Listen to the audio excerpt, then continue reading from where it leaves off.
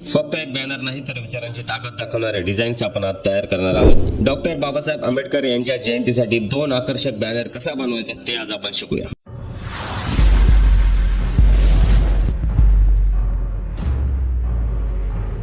नमस्कार मित्रांनो, मी प्रशांत तुमच्या सर्वांचं परत एकदा नवीन ट्युटोरियल मध्ये स्वागत करतो. सर्वात आधी यायचं तुम्हाला फोटोशॉप मध्ये आल्यानंतर आपल्या समोर 2 प्रकारच्या पीएचडी फाईल्स अवेलेबल आहेत. या डिझाईनच्या सर्व फाईल्स तुम्हाला मटेरियल पीएनजी पीएचडी तुम्हाला सर्व डिस्क्रिप्शन बॉक्स मध्ये भेटून जातील. तिथे जाऊन तुम्ही डाउनलोड करू शकता.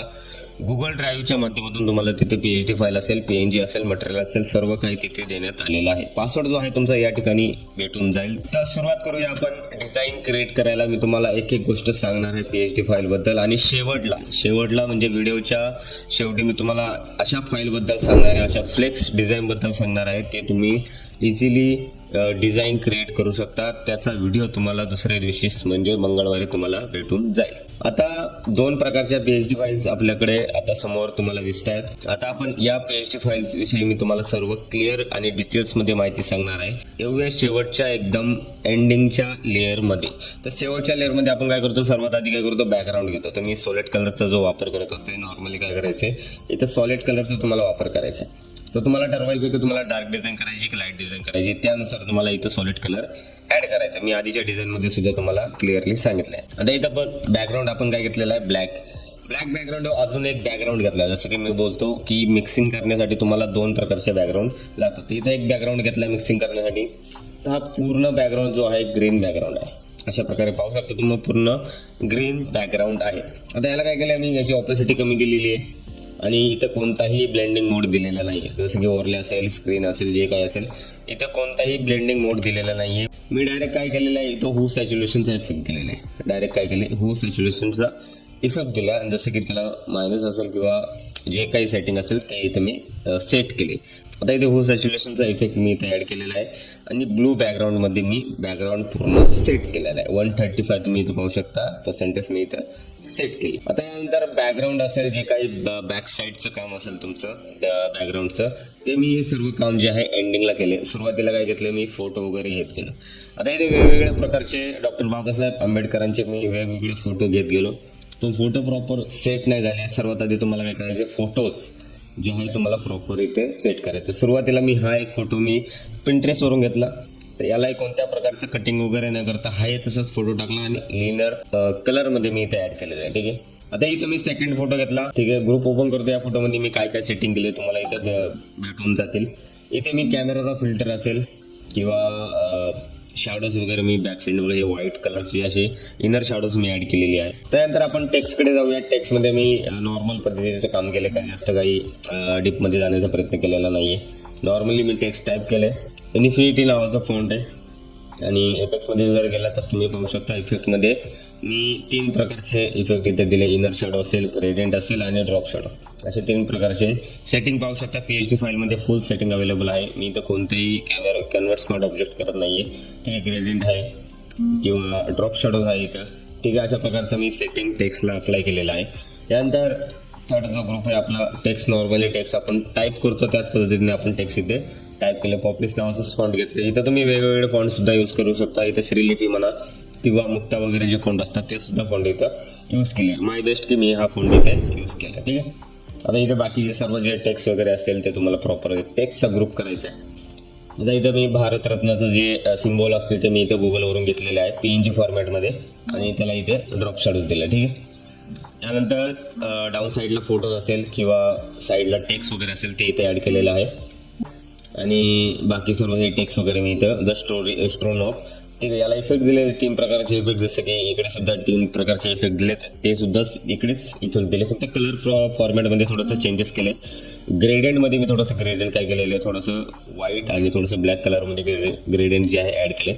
इथे इनर शॅडो ॲड केलं आहे आणि ड्रॉप शॅडो ॲड केलं. ठीक आहे. आता यानंतर आपण कलर लॉकअपमध्ये जाऊया. त्याआधी आपण या साईडच्या बॅक साईडचे आपण जे काही लाईट इफेक्ट वगैरे असेल ते मी इथं ॲड करतो. ठीक आहे. डॉक्टर बाबासाहेब आंबेडकरांची सिग्नेचर मी इथे ॲड केली आहे. ठीक आहे. अजून काही तुम्हाला ऑप्शन असेल, पीएनजीस वगैरे असेल ते तुम्ही इथे ॲड करू शकता किंवा या साईडला तुम्ही डॉक्टर बाबासाहेब आंबेडकर यांचा फोटोसुद्धा इथे ॲड करू शकता. आता बॅक साईडला काय करायचं आहे, आता मी जे काही लाईट्स वगैरे बघा, हे मी लाईट्स वगैरे सर्व जे आहे या साईडला मी ॲड करतो. हे पीएनजी फॉर्मॅटमध्ये आहे ओव्हरले फॉर्मॅटमध्ये आहे, तुम्ही इथं ॲड करू शकता. ठीक आहे.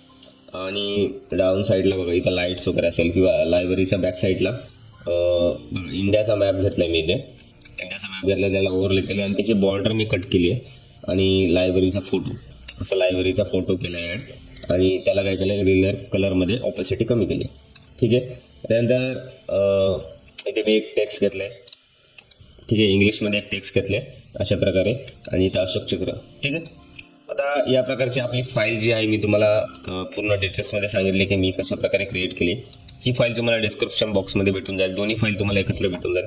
आता दुसऱ्या PLT फाईलकडे जाऊया. ही सुद्धा फाईल आपण काय केली लाईट डिझाईन दिसते थोडी. ठीक आहे. हलकी लाईट डिझाईन मिडियम डिझाईन म्हणू शकता तुम्ही याला. ठीक आहे. आता आपण याला एक लेयर्स बॅकग्राऊंडपासून आपण सुरुवात करूया. सर्वात आधी काय करायचं एक मी सॉलिड कलर. ठीक आहे. सॉलिड कलर ॲड केला आहे आणि जर एक ब्लू स्काय बॅकग्राऊंड इथे ॲड केला आहे. त्या बॅकग्राऊंडला काय केलं सॉफ्ट लाईट ठेवली. ठीक आहे. ह्याच बॅकग्राऊंडवर मी काम केले, सॉलिड कलरवरच काम केलेलं आहे पूर्ण. ठीक आहे. या डिझाईन बॅकग्राऊंडला कॉपी करून स्काय जो होता त्याला डार्क केला आहे. ठीक आहे. राहिला प्रश्न याचा. ठीक आहे. इथे मी एक बॅकग्राऊंड घेतला जसं की इकडे घेतला होता तसंच सेम इकडे बॅकग्राऊंड घेतलं ग्रीन, त्याला हू सॅच्युलेशन दिली ब्लू लाईटमध्ये. ठीक आहे. हू सॅच्युलेशनचा इफेक्ट बघा डार्क काय फरक दिसतो तुम्हाला. हू सॅच्युलेशन मी इथे ॲड नाही केले, आता जस्ट ॲड केलं. या प्रकारचा ब्लू बॅकग्राऊंड जो आहे तुमचा इथं मॅच झाला. आता बॅक साईडला तुमचा फोटो हा एक फोटो मी ॲड केला, सुंदर असा फोटो. ठीक आहे. आता फोटोला इफेक्ट वगैरे असेल, इफेक्ट तुम्ही देऊन काय जाणार इनर शॅडो असेल, कॅमेरा रॉ असेल, ते दोन प्रकारचे इफेक्ट तुम्ही इथे देऊ शकता किंवा कंट्रोल एल करून त्याची लाईट वगैरे थोडीशी हलकी वाढवू शकता, कमी करू शकता. ठीक आहे. आता इथे टेक्स्ट विषयी बोलूया आपण. तर टेक्स्ट विषयी मी बघा थोडंसं डीपमध्ये तुम्हाला टेक्स्ट थोडंसं वेगळं दिसेल, तुम्ही बघा ट्राय करा जरा. आता टेक्स्ट काय केलं मी इथं नॉर्मली काय केलं ग्रुप केलं टेक्स्टला.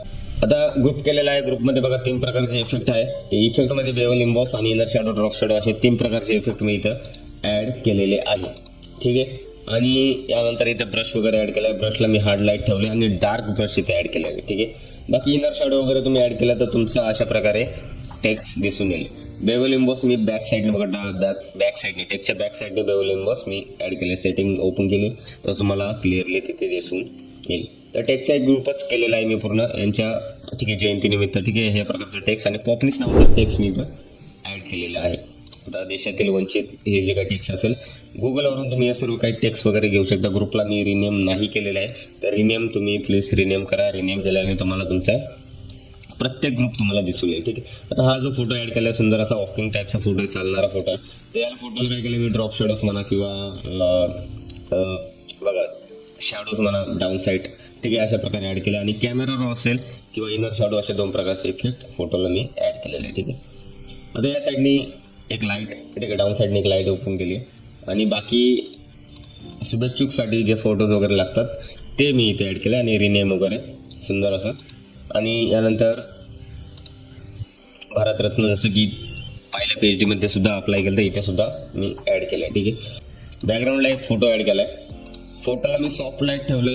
ठीक आहे. बॅकग्राऊंडला तो हलका एकदम दिसतो फोटो, तिकडे सॉफ्ट लाईट ठेवले मी फोटोला. ठीक आहे. अशा प्रकारे आपली जी पूर्ण फाईल इथं क्रिएट करून झालेली आहे. दोन्ही PhD मध्ये फाईल मी तुम्हाला काय केलं समजून सांगितले कशा प्रकारे बनवायच्या आहेत. ठीक आहे. आता मी तुम्हाला सुरुवातीला बोललो होतं की मी एक तुम्हाला एक सिक्रेट सांगणार आहे. एक पुढचा व्हिडिओ आपला कोणता येणार आहे त्याविषयी मी तुम्हाला सांगतो. तर ही PhD फाईल मी तुम्हाला दुसऱ्या दिवशी म्हणजेच मंगळवारी मी देणार आहे. सुंदर अशी फाईल झालेली आहे. सर्वांना या PhD फाईलची आतुरता असेल आणि ट्युटोरियल्स लवकरच आपल्या यूट्यूब चॅनलवरती भेटणार तुम्हाला. ठीक आहे. मी नोटिफिकेशन बी तुम्हाला देतो. ठीक आहे. कधी आपला व्हिडिओ येईल प्रीमियर मी जसं काही अपलोड करेल आपल्या चॅनलवरती. जर या डिझाईन तुम्हाला आवडले असेल तर लाईक करा, शेअर करा आणि चॅनलला सबस्क्राईब करायला विसरू नका. अशाच भन्नाट डिझाईन सोबत आपल्या चॅनलवर तुम्ही जोडून राहा. धन्यवाद.